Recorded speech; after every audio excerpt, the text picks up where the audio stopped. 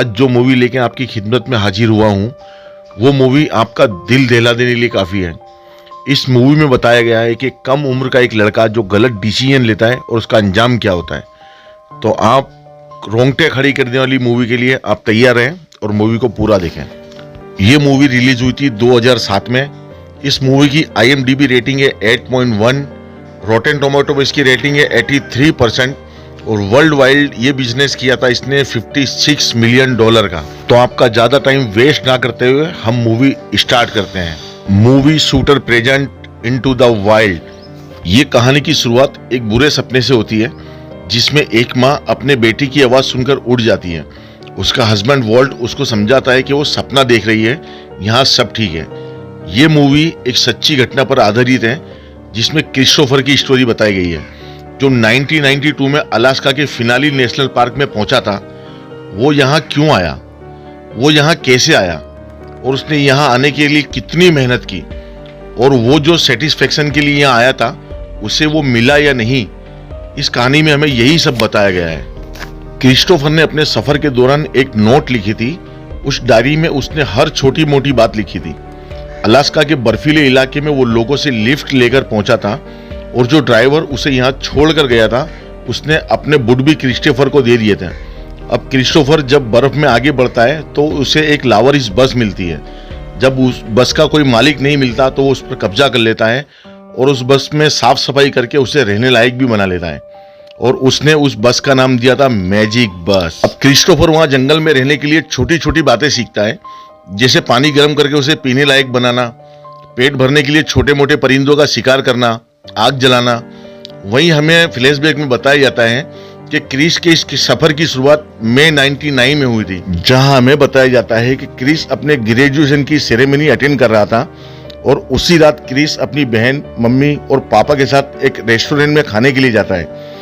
Chris की बातों से हमें पता चलता है कि अपनी मम्मी पापा को खास प्यार नहीं करता, क्योंकि क्रिस को पता चलता है कि उसकी मम्मी डैडी की शादी से पहले ही क्रिस का जन्म हो गया था। बस वो अपनी बहन को बहुत प्यार करता है। वो अपने पापा को बताता है कि वो हार्वर्ड यूनिवर्सिटी में पढ़ना चाहता है, जो कि झूठ था। क्रिस के पास $24,500 का एजुकेशन फंड था जिसमें से वो $24,000 एक NGO को डोनेट कर देता है। इसके बाद क्रिस अपना I card, credit card, passport सब फाड़ देता है और अपनी पुरानी कार में बैठकर घर से निकल जाता है। वो घर छोड़कर निकल गया है, ये बात किसी को भी पता नहीं थी और वो अपनी फैमिली को कांटेक्ट करने के सारे रास्ते खुद बंद कर देता है ताकि कोई उसे कांटेक्ट ना कर सके। क्रिस्टोफर को लगता है कि जिंदगी जीने के लिए हमें फैमिली की जरूरत नहीं होती।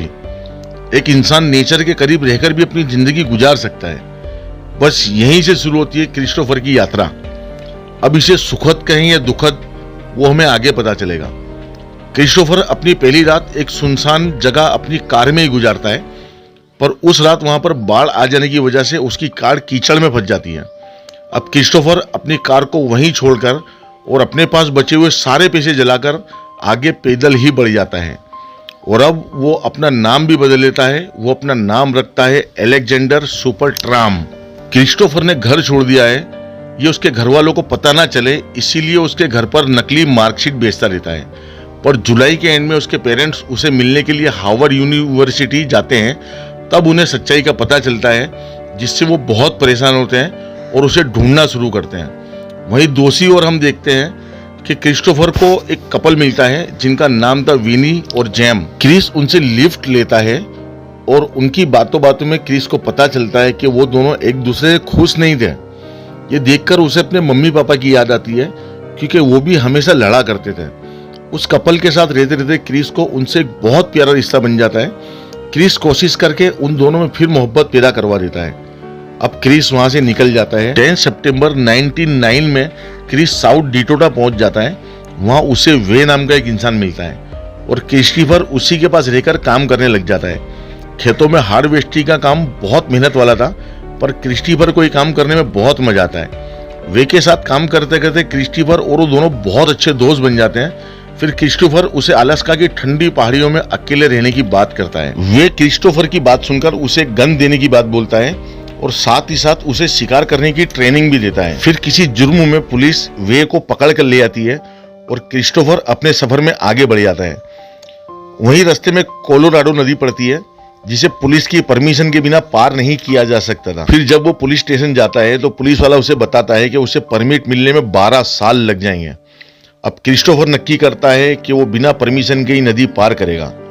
नदी पार करते वक्त उसे एक और कपल मिल जाता है जो इसे मैक्सिको जाने का रास्ता बताता है। तभी वहां पुलिस आ जाती है और क्रिस्टोफर किसी तरह से वहां से बचकर निकल जाता है। अब बहुत कोशिश करने पर भी उसे लिफ्ट नहीं मिलती तो वो मालगाड़ी में बैठकर मैक्सिको सिटी पहुंच जाता है।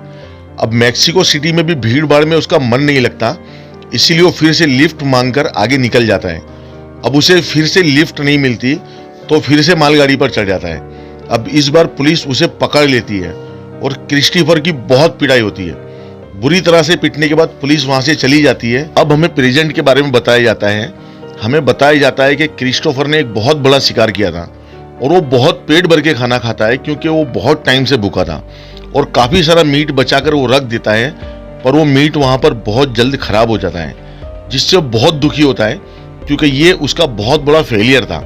अब क्रिस्टोफर अलास्का में था और वो अपने आप को बहुत अकेला महसूस कर रहा था और अब क्रिस्टोफर के साथ लाया हुआ खाना भी खत्म होने वाला था। अब जब वो पूरी तरह से टूट जाता है तो वो वापस जाने का प्लान बनाता है, पर रास्ते में एक नदी थी जो पूरी तरीके से उफान पर बह रही थी और उसे पार करना नामुमकिन था क्योंकि क्रिस्टोफर को तैरना नहीं आता था। थोड़ी सी कोशिश के बाद वो डूबने लगता है और बड़ी मुश्किल से अपने आप को बचाता है। जब कोई रास्ता नजर नहीं आता तो क्रिस्टोफर वापस बस में आ जाता है।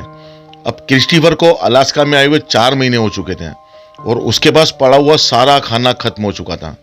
अब वो बहुत अकेला था, बहुत डरा हुआ था क्योंकि उसके पास शिकार करने के लिए बंदूक में गोली भी नहीं बची थी।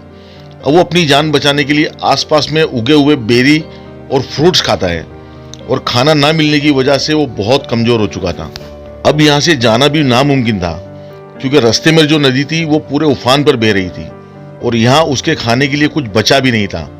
अब उसे एहसास हो गया था कि अकेले रहने में वो खुशी नहीं है जो फैमिली के साथ रहने में, पर अब बहुत देर हो चुकी थी।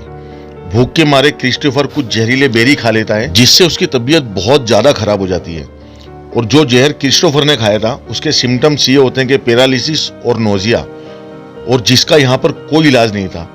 अब क्रिस्टोफर समझ जाता है कि वो यहाँ अकेले ही मर जाएगा। अब आखिरी पलों में वो सभी लोगों को याद करता है। वो चाहता है कि वो दौड़कर अपने पेरेंट्स को गले लगा ले, पर अफसोस। फिर हमें बताया जाता है कि क्रिस्टोफर अपने आखिरी पलों में एक नोट लिख रहा था जिसमें लिखा था, मेरी जिंदगी बहुत अच्छी थी और मैं बहुत खुश था। मैं भगवान का इसका शुक्रिया अदा करता हूँ और बाकी लोगों का भी। Goodbye. पर यह सच नहीं था। क्रिस्टोफर ने अपने आखिरी वक्त में लिखा था, आई नीड हेल्प, मुझे मदद की जरूरत है, मैं जख्मी हूं और मौत के बहुत करीब। भगवान के लिए यहाँ रुककर मेरी मदद करो, मैं कुछ देर के लिए बेरी लेने जा रहा हूँ और शाम तक वापस आ जाऊंगा। यानी आखिरी वक्त में क्रिस्टोफर को अपने इंसानी रिश्तों की और अपनी फैमिली की कदर हो गई थी और इसके बाद क्रिस्टोफर मर जाता है। दोस्तों, इससे हमें पता चलता है फैमिली ऊपर वाले की तरफ से दिया हुआ एक बहुत अनमोल तोहफा है, इसीलिए हमें अपनी फैमिली को वैल्यू देना चाहिए। अकेले लाइफ बिताना आसान तो हो सकता है पर हसीन कभी नहीं। दोस्तों, ये मूवी एक सच्ची घटना पर आधारित है और क्रिस्टोफर के मरने के 3 हफ्ते के बाद उसकी बॉडी लोगों को मिली और जब उसकी बॉडी मिली तो उसका वजन था 27 kg। आप अंदाजा लगाओ दोस्तों, एक जवान लड़की का वजन था 27 किलो, तो उसका क्या हाल हुआ और कितनी मुश्किलें उसने उठाई होगी। तो दोस्तों, ये मूवी हम यहीं खत्म करते हैं। आपको मूवी कैसी लगी आप कमेंट करके जरूर बताना। फिर मिलते हैं ऐसे किसी वीडियो में, तब तक बाय बाय।